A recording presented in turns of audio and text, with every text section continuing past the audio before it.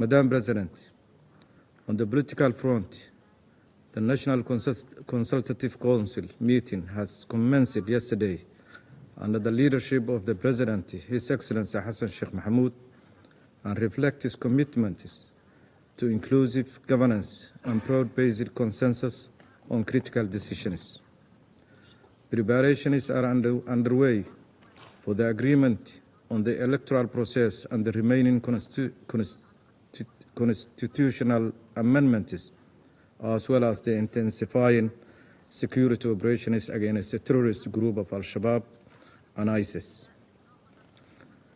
We recognize that substantial work is required from both national stakeholders and international community for the conduct of one person, one vote electoral process. As the Council of Ministers approved the draft bill established the Independent National Electoral and Boundaries Commission and endorsed the election bill and the political parties and organization bill.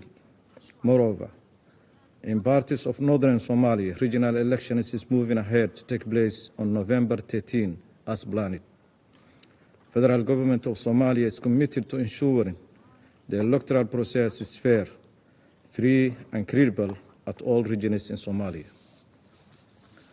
On the security front, we are engaged in consultation with the African Union and United Nations on the groundwork of the post-ATMIS security agreements in 2025.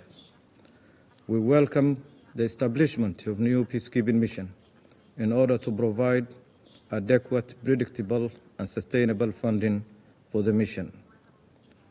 Our forces are actively engaged in high-tempo offensive operations, successfully liberating numerous areas previously held by Al-Shabaab.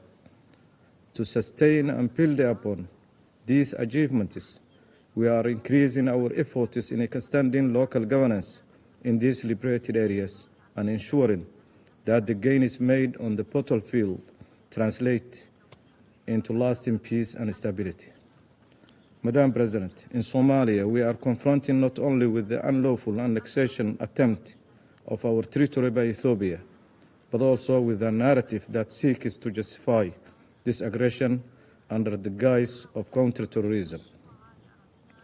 Let me be clear, the claim that Ethiopia is in Somalia to fight terrorism is a veil for their true intention of a pretext of occupation and annexation of Somalia territory.